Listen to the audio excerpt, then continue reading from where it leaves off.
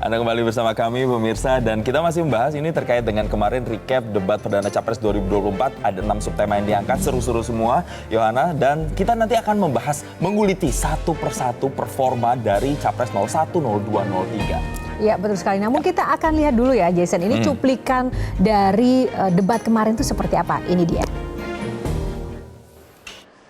Negara hukum menempatkan hukum sebagai rujukan utama untuk memastikan hadir rasa keadilan, memberikan kebermanfaatan, dan memberikan kepastian kepada semua. Ini harus dipegang teguh oleh pemegang kekuasaan, baik yang di puncak dan seluruh jajaran. Tapi apa yang terjadi? Banyak aturan ditekuk sesuai dengan kepentingan yang sedang memegang kekuasaan. Apakah ini akan diteruskan? Tidak. Ini harus diubah, ini harus dikembalikan.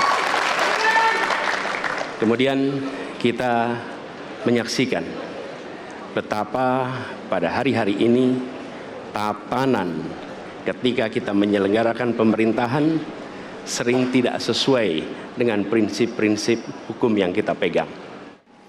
Republik itu harus didasarkan atas hukum dan kedaulatan rakyat. Itulah perjuangan saya selama ini. Dan saya pertaruhkan nyawa saya, jiwa saya untuk membela demokrasi, hukum dan HAM. Kita paham, kita mengerti masih banyak kekurangan. Tetapi kita harus bersyukur di tengah dunia yang penuh tantangan ketidakpastian, di mana terjadi perang di mana-mana, di mana negara-negara begitu banyak yang terjadi perang saudara, kerusuhan, Indonesia masih aman, Indonesia masih agar mereka punya kesamaan dengan kita semua yang ada di Jawa ini. Kami bergeser lagi, kemudian ketemu kawan-kawan penyandang disabilitas di NTB. Betapa bahagianya saya karena ketemu dengan orang yang berjuang dengan keras agar dia bisa setara, dan pemerintah mesti perhatikan mereka untuk memberikan kesetaraan pada mereka itu.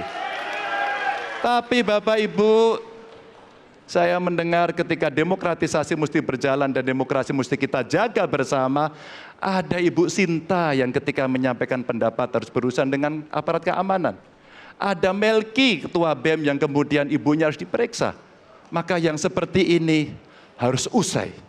Dan mereka bisa mendapatkan kebaikan-kebaikan kalau governance terjadi. Ya Jason, itu tadi adalah 3 capres yang mengutarakan tentang topik pemerintahan ya. Kalau dilihat tadi memang masing-masing memiliki concern dan juga fokus sendiri. Nah kalau Mbak Latifah, menurut Anda melihat capres satu sendiri, menurut Anda sudah cukup on point nggak sih menyampaikan apa yang benar-benar mungkin tim ingin sampaikan pesannya kepada masyarakat, sudah terwakili belum? Sudah, dan inilah yang bagus dari capres nomor 1 kita, Bapak Anies Baswedan. Karena beliau ini orang yang sangat pintar, very smart, very detail, dan beliau sangat mampu menyerap informasi dan pengetahuan untuk bisa disampaikan lagi kepada audiens yang menginginkan jawaban yang pasti sebagai solusi dari misalnya kalau kita melihat buku sebanyak itu, beliau mampu memberikan jawaban yang tepat yang dibutuhkan. Apa yang terjadi saat ini dan banyak anak muda rasakan bila mereka tersandung masalah-masalah hukum yang kalau misalnya mungkin pada tahu kalau nggak viral, orang-orang netizen nggak pada bantu, nggak selesailah itu kasusnya.